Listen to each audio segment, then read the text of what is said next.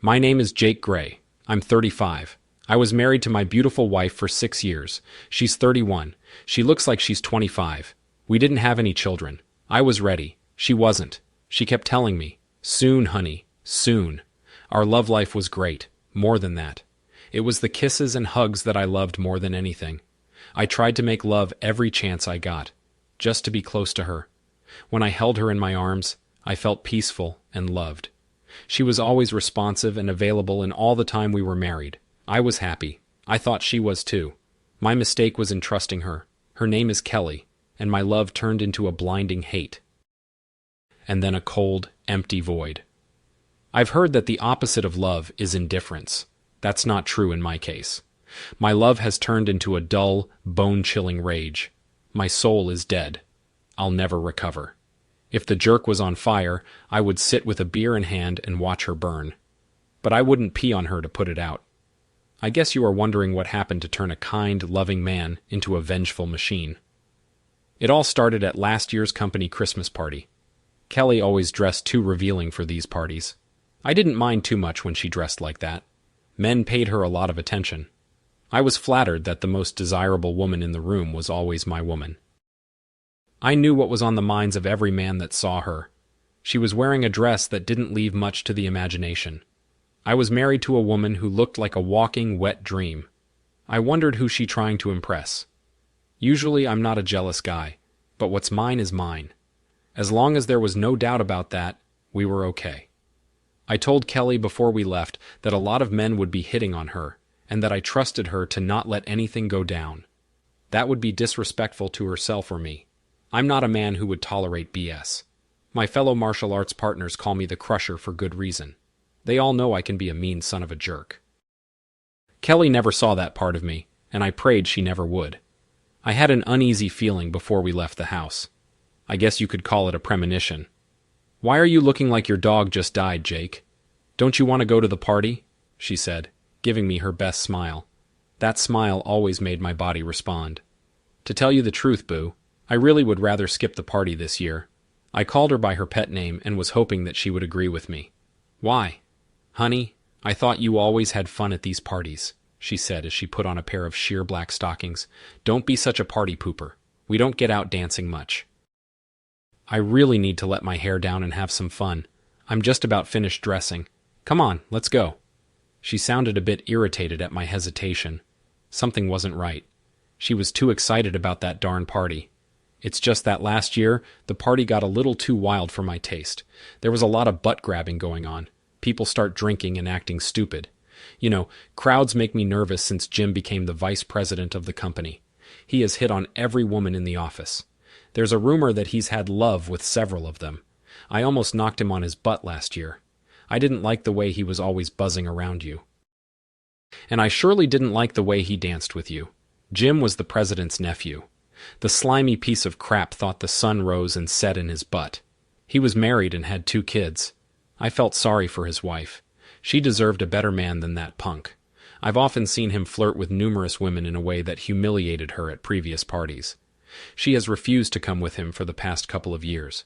She was a real lady, and good-looking too. I couldn't imagine why she stayed with the pompous clown. He's just a big flirt. I can handle him. Never forget that. I'm proud to be your woman. I love you more than life. You know that, don't you?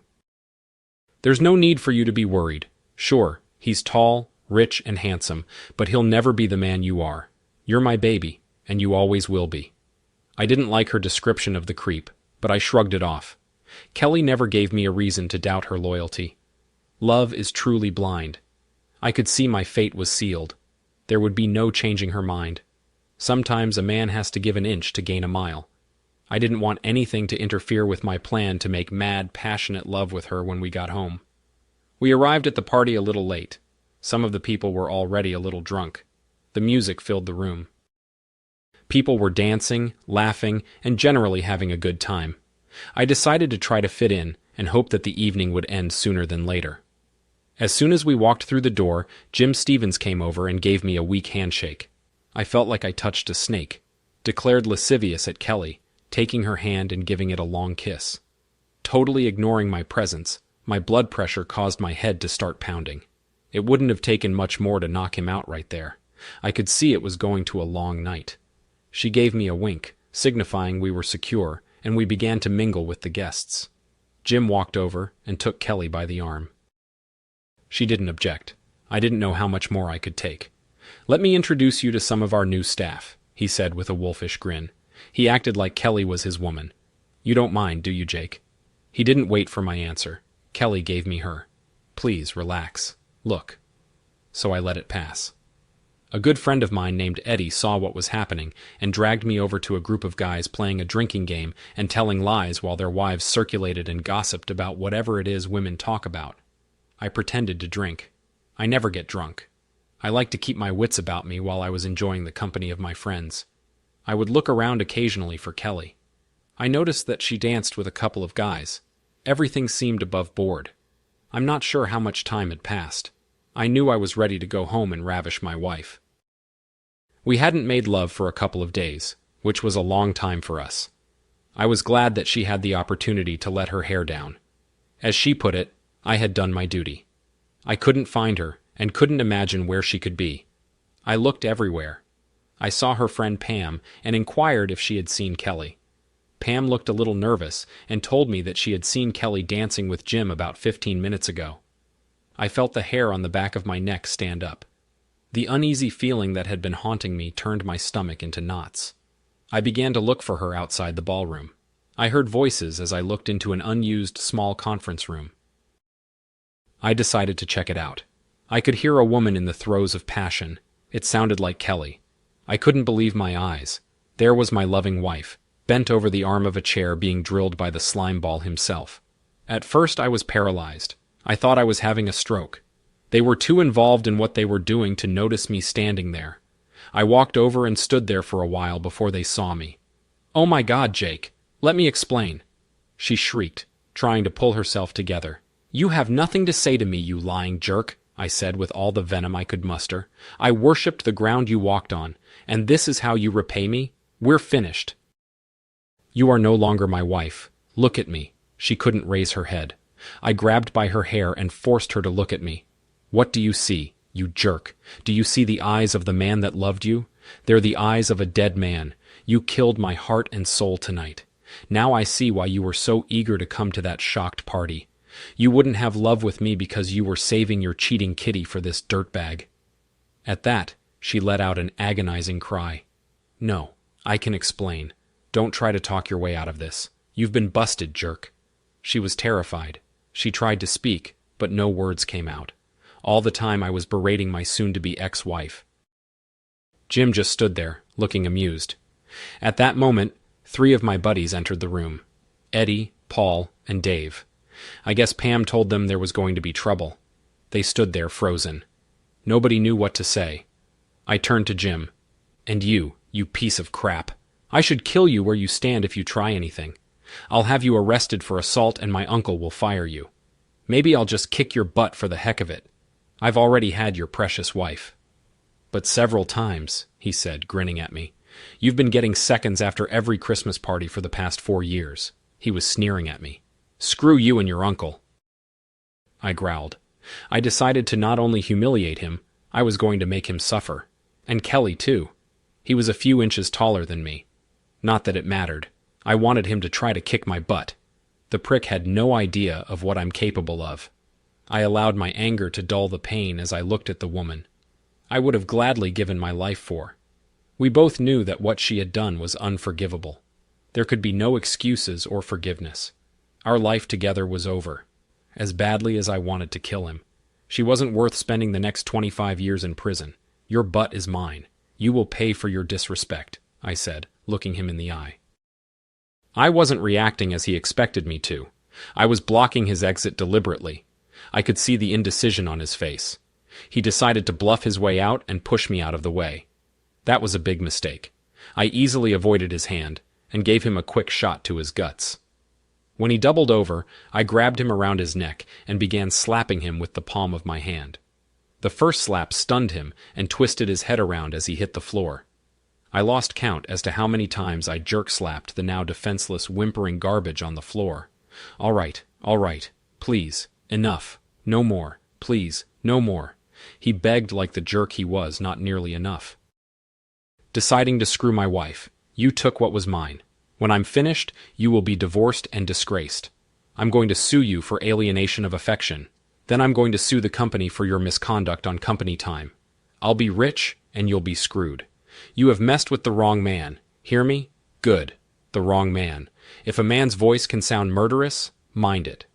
2 police entered the room. I looked at Kelly. I didn't forget about you, jerk. You gave up a good man and your marriage for this crying piece of crap. You deserve each other. He attacked me. Arrest him. He's crazy. He yelled at the cops. They understood what was happening. It was self-defense, officer, said Eddie. When Jake caught him banging his wife, he tried to attack Jake. Is that right? The cop asked the other 2 men. Absolutely, officer, said Paul. Jake was defending himself, answered Dave. They're lying. He assaulted me, pleaded Jim. He was close to hysterical. The cops looked at Kelly. She appeared to be in shock. Her lips moved, but no words came out. Are you all right, lady? Did you see what happened? She just sat there crying with her hands on her face. I could feel no pity for her. The love I had for her was compressed somewhere in the back of my mind. Do you want to press charges against this man? The sergeant said, pointing at Jim. I could see their sympathies were with me. Even thought Jim was the one with the swollen face. What? He came after me. He's crazy, I tell you. I didn't do anything. That's not what 3 witnesses saw, the other cop said. Yes, officer. Lock his butt up. I'd be more than willing to press charges. Get him out of here, said the sergeant, looking at me with empathy. If there is anything I can do for you, let me know. Just call the station. Ask for Sergeant Connor. I've been there too. I nodded at him in silent recognition of his understanding. We'll talk to you later, Jake, said Eddie. Come on, guys, let's go. Jake has some business to take care of. Eddie walked over to me and looked into my soul. Then he hugged me. He said, hang tough. Then he left the room. Now there were 2 people left. I picked up her underwear off the chair and put them in my pocket. I had use for them later. Kelly had calmed down. It was easy to see. She dreaded what was coming next. So did I. I felt an icy chill come over me. Something inside was broken. It was numbing feeling. It allowed me to feel detachment from the woman I loved. I was a stranger to myself. I looked at Kelly, and I thought of that old cliché that she appeared to have been ridden hard and put up wet. How does a man erase the woman he loves from his heart? I had no idea. I knew that I could never look at her in the same way again. I had to keep my anger. It controlled my grief and protected what was left of my sanity. At that moment, I knew what my revenge would be. The wounds she inflicted will stay with me until the day I die. She had destroyed my world. The trust was gone. Nothing mattered anymore. Get your coat and meet me at the car. Be quick, I said, turning my back on her and leaving the room. I didn't want her to see the pain I was feeling. I didn't want her sympathy. The funeral for our love and marriage was about to begin. As the car sped into the night, my silence said volumes. Are we going home, Jake? We don't have a home anymore. When you broke our marriage vows, you destroyed our home. It's just a house now. A house where I used to be happy. A house where I loved and trusted. A wife who used to be my best friend. I said, unable to disguise the sadness in my voice. She started to cry quietly. Jake, is there any way you could possibly forgive me? Please, I'll do anything. Give me a chance. I'm sorry. I'm so sorry, she whispered. Do you think that I will ever forget what I saw tonight? Or that piece of crap? Telling me he screwed you when you let that parasite have you? You screwed my enemy. You decided to dishonor your vows to me and give him what was mine again and again. When you did that, you ended our marriage. That means the last 4 years have been a complete lie. A total lie. Please forgive me, Jake. Believe it or not, I love you with all my heart. I guess I let him use me for the excitement of doing something I shouldn't do. I never thought about the consequences. It was like a game. A silly, immature game. He could never be the man you are. I know I was foolish and selfish. Let me make it up to you. Please, beat me. Curse me. Anything you want. Just don't leave me. I'll die without you in my life. It didn't mean anything. It meant everything. I yelled as my hands gripped the steering wheel. My emotions were taking control. I forced myself to calm down. A game. Screwing with my life was a game. Talk about your love. You love me yet? Go and screw another. The car slowed and stopped. She didn't have a chance to answer.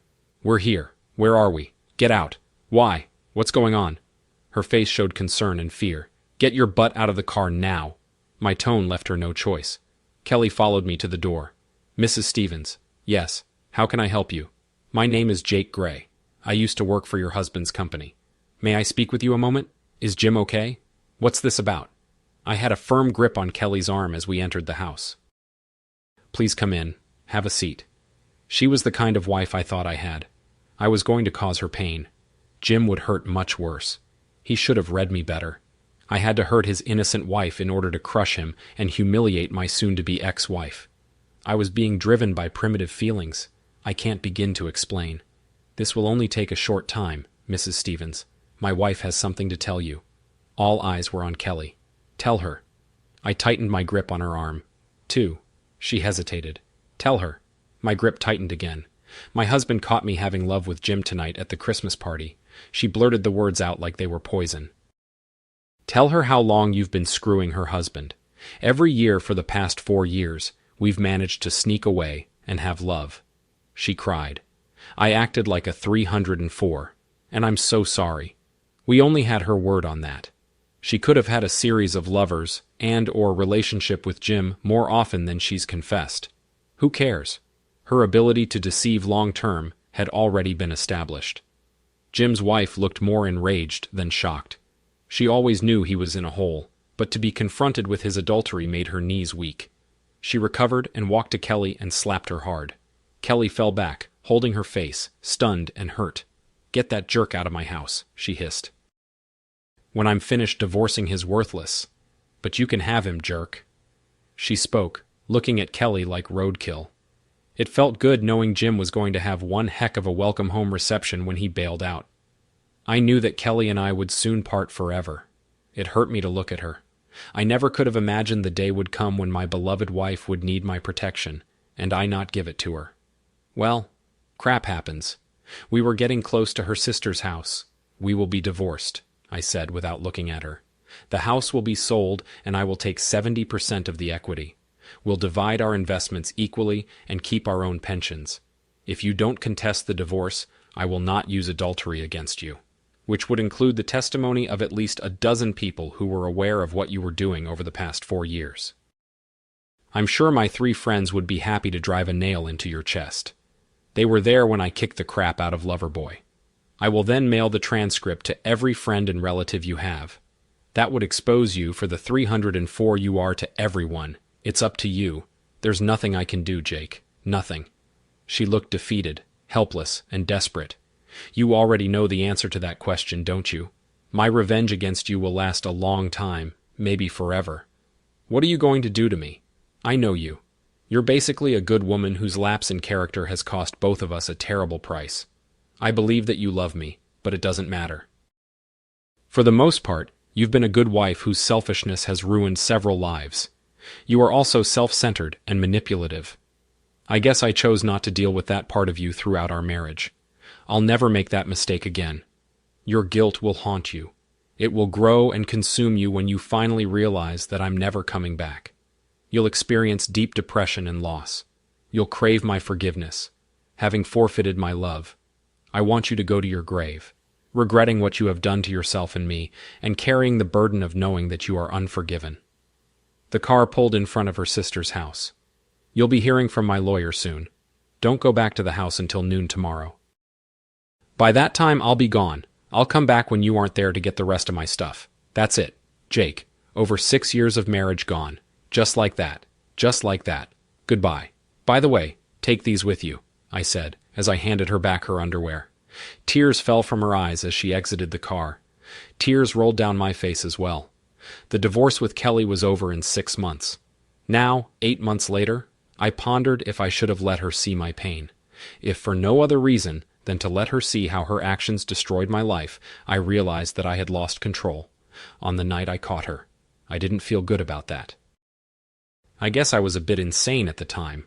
Since then, I tried not to allow myself to grieve the death of our relationship. I needed to keep the anguish at bay. Nevertheless, I was continually depressed. My subconscious mind kept asking questions for which there was no answer. For the first 6 months after our separation, she tried to call me a number of times. If she left a message, I erased it. If I answered and I heard her voice, I hung up. It was a matter of self-defense. I knew, despite everything, that I still loved her. She knew how to get to me, and I didn't want that.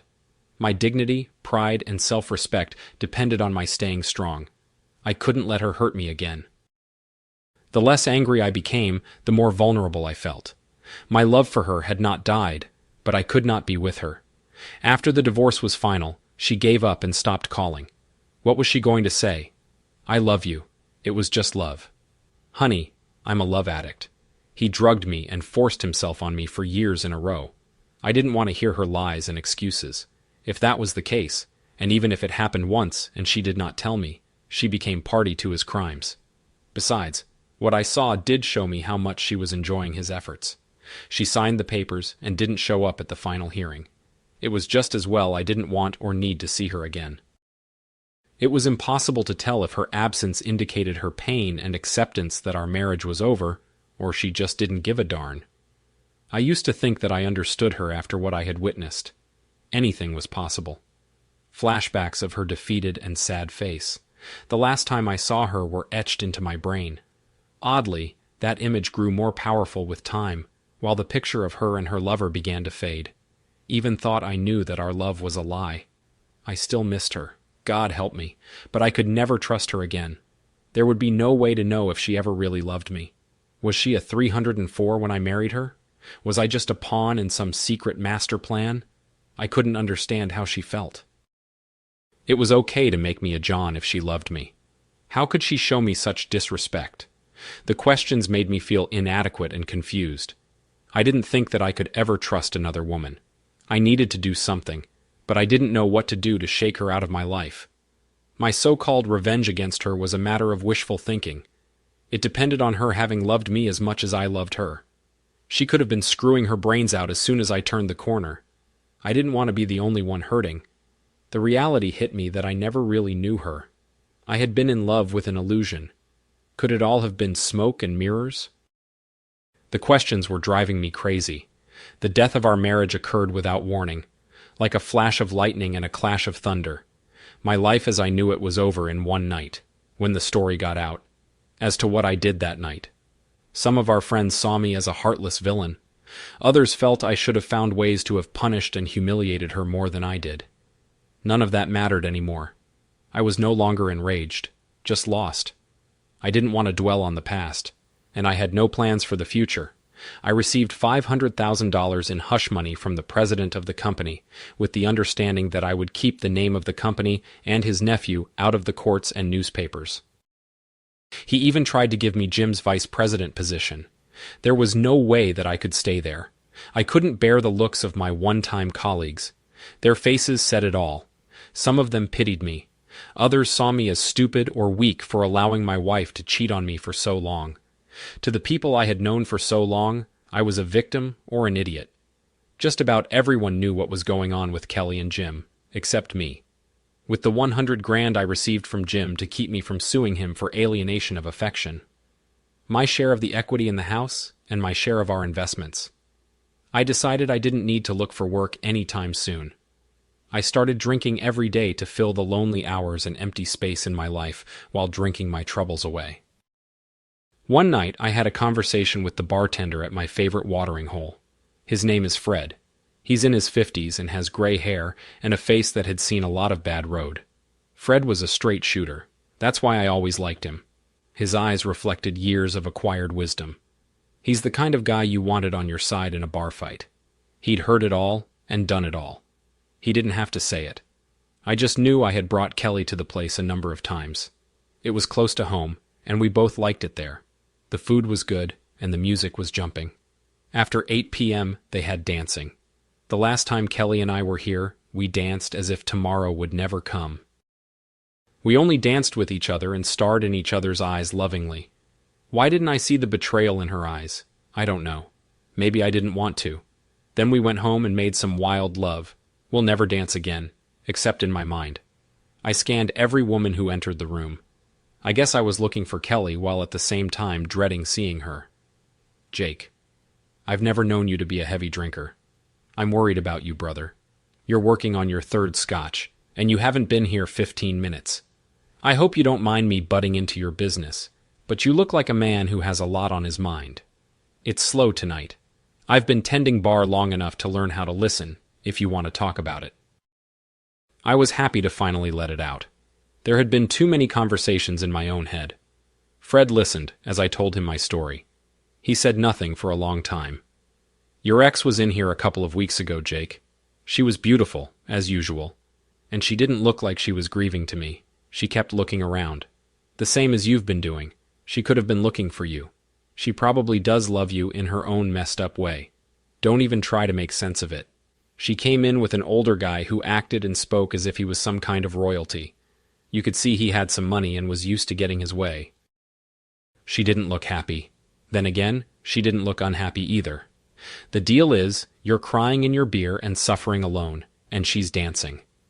A new image of my ex flashed in my head. I could see her, smell her perfume, and hear her laugh. It was far away from the sobbing wretch that I left, but the sexy, manipulating force of nature she was. Well, so much for my revenge. I wondered if she had felt any of the torment and loss that had plagued me since the night we parted. I said nothing as I hung my head, lost in my thoughts. The grief that I had been trying to repress rushed over me. I was powerless to stop it. I was glad Fred was there.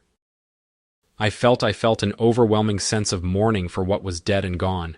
Fred understood what was happening to me. Now, what I'm about to say may sound a bit hard, but you have got to suck it up, Jake. Your situation has changed, and you have to change with it. That's all you need to know. Grow up. Get your body back in shape. Move on your feet, soldier. March or die. The answers to your problems are not in a bottle. You're stuck, and if you don't watch out, you could be there forever, hiding in a bottle. You're close to losing respect for yourself. If you let that happen, you have only yourself to blame. The first thing you need to do is go get laid, then go get laid again. You're too good a man to let the BS get you down. Find yourself a real nasty jerk, then screw her until you pass out. Clear your head and get on with your life, Fred said, sounding like a combination of friend, counselor, and a little touch of drill sergeant. My weakness was embarrassing. I followed Fred's advice. I stopped drinking, started working out, and screwed every female that would consent. It wasn't love, and I couldn't remember most of their names. The recreational love helped me reacquire my self-esteem. We didn't make love. We screwed. They became the life preservers that kept me from drowning. I needed more than that. I needed to feel loved as I felt better in. My confidence grew. The more female attention I seemed to attract. It came to me that I was not the cause of Kelly's behavior. If anything, I should have addressed her self-centered, manipulating ways a long time ago. Whatever demons drove her were not of my making. When I realized that my depression began to lift, I needed to get out of town, away from her. I didn't need to see or hear anything that reminded me of her. I bought a motorcycle, sold or gave away my possessions, and headed south. I hit the road with no map or destination. It didn't matter what road I was on. They all went somewhere. Sitting on the bike, I was free. It had been a few years since I had ridden before I left the state. I was one with the bike in the road. I was no longer a white-collar drone or a drunk. I felt like a modern-day cowboy. The bike was my horse. Beautiful, powerful, yet fragile, and would kill you if the rider didn't stay in control. I was a biker, and the road in front of me was more important than what was behind. I was in control of my life. The bike did as I instructed it to do. My safety was my responsibility.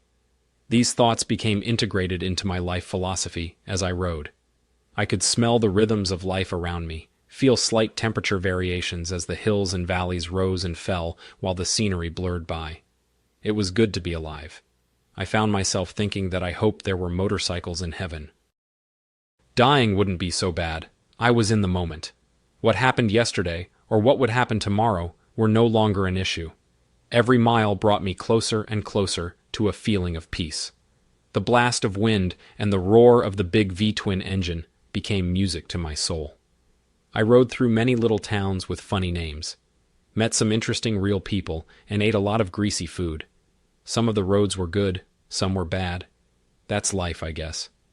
Then I turned west, just outside of Tulsa, Oklahoma. I passed a woman desperately trying to get me to stop. I waited for her on the side of the road until she caught up to me. I couldn't imagine why she was alone in the middle of nowhere. She was average height, blonde, and very pretty. The woman was crying and looked like somebody had been smacking her around. "Please help me," she said in tears, even in her disarray. She was good-looking. Her green eyes drew me in like pools of warm water. "Sure. How can I help you?" I asked, not sure of what I was getting myself into. Turning off the bike. "I need a ride to Tulsa. My ex-boyfriend is on his way to my house. He said he's going to kill my mother and my daughter. Do you have a cell phone?" she asked frantically. I wanted to ask her what the heck was going on. Her desperate state of urgency didn't allow for questions. There would time later to get to the bottom of it. I gave her my phone, and she called the police. She seemed a little less stressed after she spoke to them.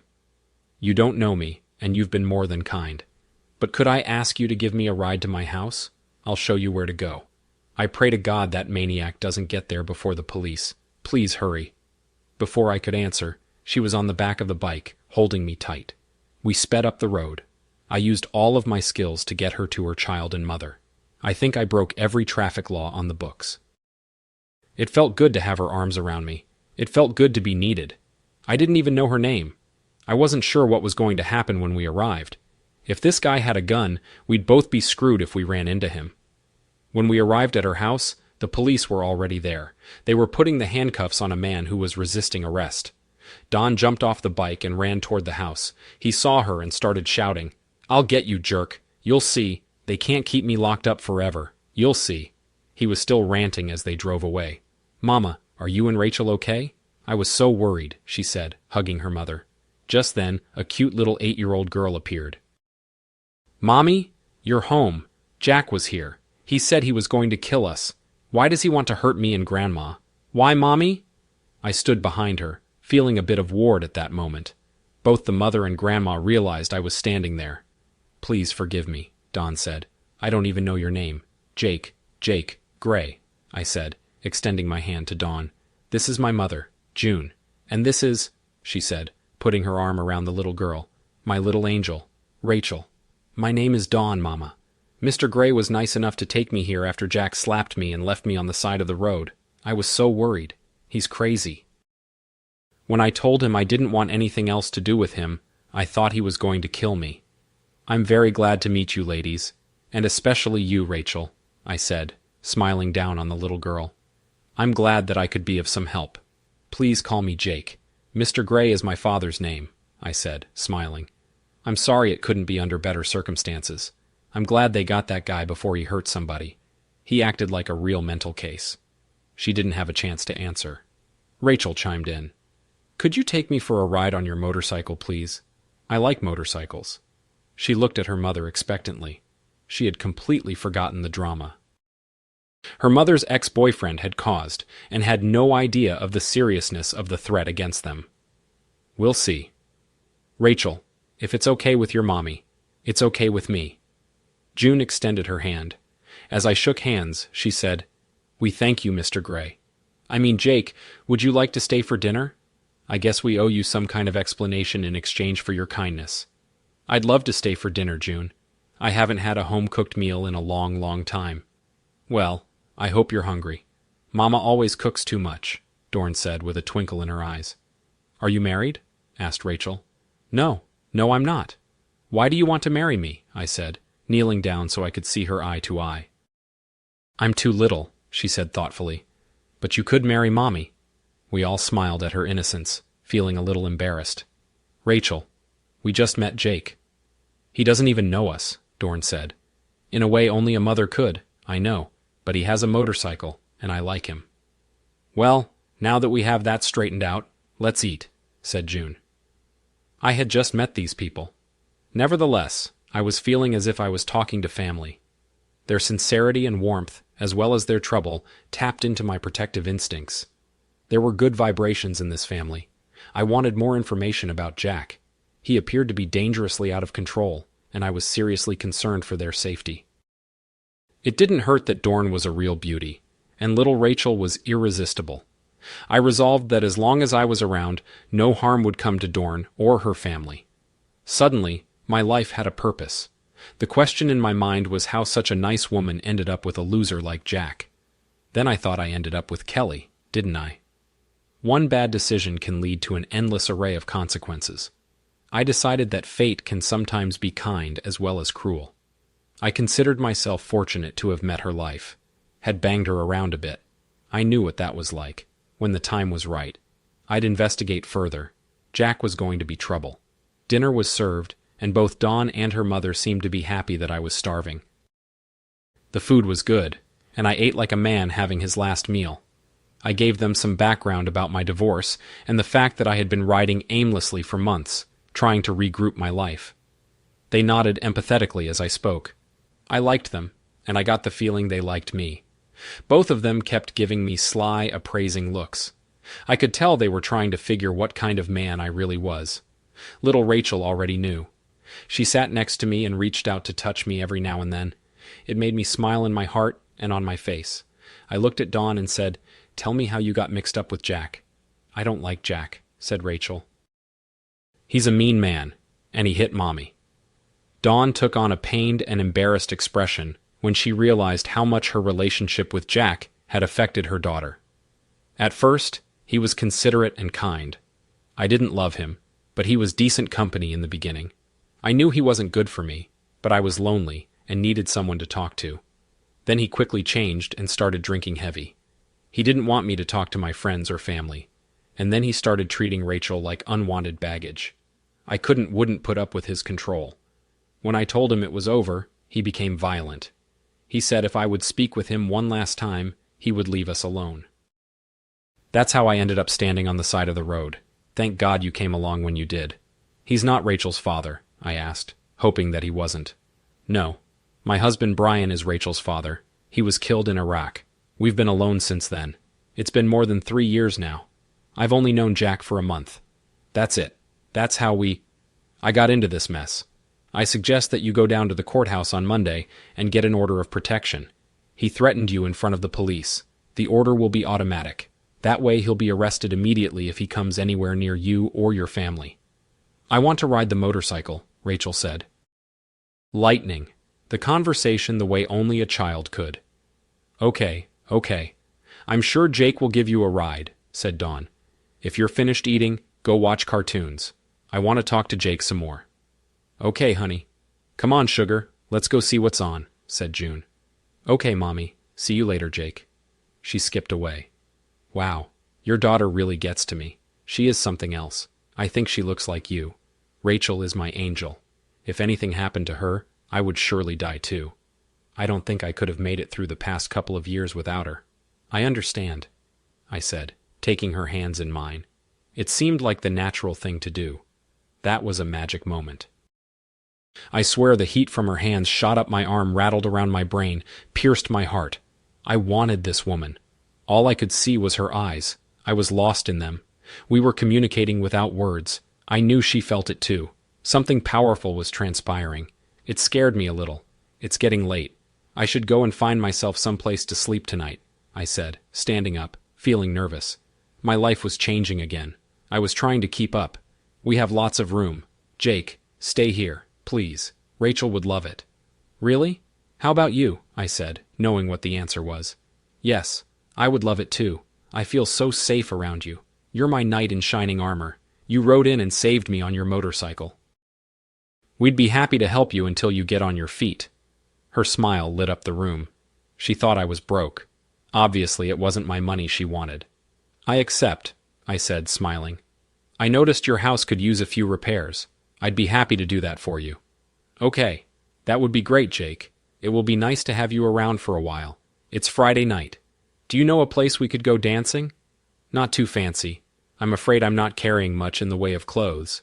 "Yep, I know just the place," she said, genuinely enthusiastic about the idea. "Let me see." She started appraising my measurements. "My husband Brian was about your size. I never got around to throwing away his things. I'll show you where I keep them. Please, if you see anything that fits, help yourself. I have to go get myself ready. Come on, I'll show you where the stuff is. It's in the guest bedroom. There's a bathroom in there if you want to take a shower. It's a country bar, so don't get too dressed up." She disappeared and came back an hour later. Holy smokes. I said when I saw her, she cleaned up really well. Dawn was wearing jeans, high-heeled shoes, and a top that clung to her breast, allowing them to accentuate her beauty. Pearls around her neck, and her hair was in a ponytail. She took my breath away, having the appearance of being young, yet sensual and mature at the same time. You're positively stunning." I hoped the dumb smile on my face conveyed my feelings. "I'm just a little old country girl," she coyly replied. "If that's the case, I love the country," I said, wanting to make love to her right there. She beamed at the compliment. I had a feeling that I had won the lottery. I wondered how she would deal with all the masculine attention she was bound to receive. The last time I went out with a beautiful woman. Well, we know what happened. "Thank you, sir. You're looking quite handsome yourself. I think we make a very cute couple. Shall we go?" She was a little nervous as she walked out of the door. I had the chance to check out her shapely hips. I was having a hard time controlling my growing attraction to her. I couldn't think of a single thing about her that I didn't like. It was too early to say I was in love, but I was definitely in lust and big time. The club was bigger than I thought it would be. Heads turned following her as we entered. She acted as if she had no idea of how beautiful she was. The band had the people dancing, nodding their heads with the music, smiling and laughing. Dawn showed me how to step in some other country and Western dances. I was having a ball, and discovered that I like country music a lot. When the music was slow, I took every opportunity to pull her close. I was feeling like this woman was meant to be with me. I needed her to feel the same way. We sat down to drink a beer, rest, and talk. She politely refused to dance with anyone else. I found out that she had a degree from the University of Oklahoma and was a teacher. Her deceased husband was a captain in the Army when he was killed in action. She didn't think she could ever love again after his death. I felt the same way after the death of my marriage. Dawn went to the ladies' room. I watched intently as she moved through the crowd. Several men tried to buy her a drink or at least engage in conversation. They failed. She didn't even smile at them. I liked what I saw. "Thanks for flagging me down today. Meeting you is the best thing that has happened to me in a long time," I said to her when she returned. "I know you just met me, but I'm thinking that us being together feels right. It's like our spirits know each other." "I feel that way too, Jake. But there is something you've got to know about me. Any man in my life would have to accept two things. First, Rachel is my life. We're a package deal, and the love I have for Brian is still there. It always will be, even though he's gone. Do you understand? A man in my life would have to share me with his memory. Are you man enough to deal with that?" I looked down for a moment and then lifted my eyes to hers, once again taking her hands in mine. "Absolutely," I answered without reservation. I couldn't imagine being too far away from her. I've always wanted to be with a woman who could love me like that. I respect what you're saying. I know he was a good man. I just hope there's room in your heart to love again. If I was him, that's what I'd want. I said sincerely that I could, Jake. The love I still hold for my deceased husband is special, and in a special place in my heart. I have a big heart. I'm sure there is room for more love in there. She was looking at me with hope on her face. She was trying to assure herself of my sincerity and willingness to understand and stand by her and Rachel. When we got back to her house, I turned to face her. When we reached the door and looked deeply into her eyes. "Can I have a hug?" I said, reaching out my arms. I embraced her and held on tight, and then I gently kissed her again and again. The scent of her drove me crazy. I never wanted to stop. I took her face in my hands and said, "You're very special. I just want you to know that we kissed again, this time deeply and passionately." That night I couldn't sleep. As I laid in bed, I thought about Dawn and the events of the day. I knew that I wasn't homeless anymore. With Dawn was where I wanted to be. She entered the room and closed the door without saying a word. She slipped into bed with me and cuddled up close. I started to speak, and she pressed her fingers to my mouth. I couldn't control myself. I stared to kiss her neck. My passion urged me to claim her as my woman. I resisted the urge as long as I could. I wanted the night to be one she would never forget. We made slow, passionate love. Our souls were bonding. 9 weeks passed. Jack's trial for assault and resisting arrest was coming up. If he managed to make bail, he'd be back. Dawn didn't talk much of her fear of him, but I knew it was there. We slept together and made love every night. Her kind and gentle nature brought out the best part of me. The part one, like our needs, complemented each other. She needed a provider, lover, and protector. I needed someone to protect a lover and someone worth providing for. My life with Kelly became more and more a distant dream. I became able to think of her with no emotion. In fact, I was able to wish her well and hope she could find her road to happiness. Dawn would slip out early in the morning so that she would not be setting a bad example for Rachel. "So when are you going to ask her?" June asked me one morning as I was drinking my coffee.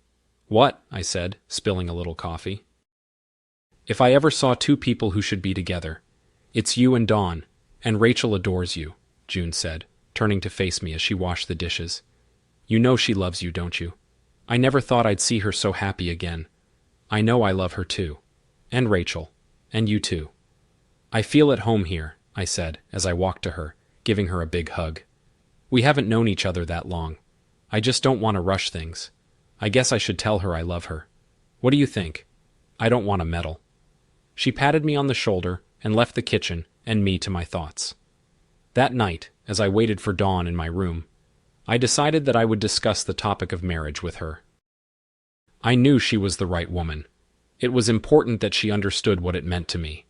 We needed to make some sacred promises to each other before we made any vows in public. I decided I would no longer hold back things that needed to be said, as I did in my first marriage. I heard a piercing scream. It was Dawn. I instantly knew Jack was in the house. I reached into the drawer by my bed and took out the 9mm Glock that I had bought. As soon as I met the residency requirements, I didn't want to bring empty hands to a gunfight. I rushed to Dawn's room in my underwear. When I got there, I saw Jack on top of her, trying to assault her. She fought with him, calling my name. I placed the pistol behind his ear. "Get up a hole real slow. If you flinch, you're dead. I'd love to blow your head off. In fact, I just might anyway." When he was on his feet, his pants fell to the floor. He attempted to pull them back up. "Leave them there, loser. If you move again, I'll kill you. Dawn, call the police. Tell them that Jack has entered your house and tried to assault you. Keep Rachel and June in their rooms. Come with me," I ordered Jack. He shuffled along to the front door. His pants made movement difficult. When we reached the door, I told him to get on his knees. "Are you ready to die, Jack? You picked the wrong family and the wrong man to mess with. You're going to pay for attacking Dawn and threatening her family. Who are you?" he croaked. "I'm a knight in shining armor." "Jack," I said quietly. I loaded the gun and pressed it painfully deeper behind his ear, tightening my grip on his collar. "Say your prayers, maggot. You're about to find out what God looks like." After a long moment, he heard the hammer come down, and he pissed on himself. I had taken the magazine out. There was no bullet in the chamber. If you ever think about coming anywhere near Dawn or her family, the gun will be loaded next time. The police arrived and took him away as a repeat offender. He would get at least 10 years with a guy named Bubba as a roommate. I don't think he ever wants to see me again. After the police left there, I was standing by the door in my boxers with a gun in my hand. Dawn, Rachel, and June came rushing toward me. Rachel grabbed my legs, and Dawn and June were both hugging me. They were all talking at the same time. "Okay, ladies, he's gone and he's not coming back. We're safe. I promise we always will be." Dawn and I were married 3 months later. Our son Brian was born 12 months after that. He looks just like me. Rachel was overjoyed to have a baby brother. I asked Fred to be his godfather, and he was honored to do it. He's become part of our family. Dawn is teaching and June babysits. We bought a new house, and I opened a McDonald's franchise. I adopted Rachel, and she rides with me all the time. The girl has motorcycles in her blood. I learned that when life sends you down some bad road, the only solution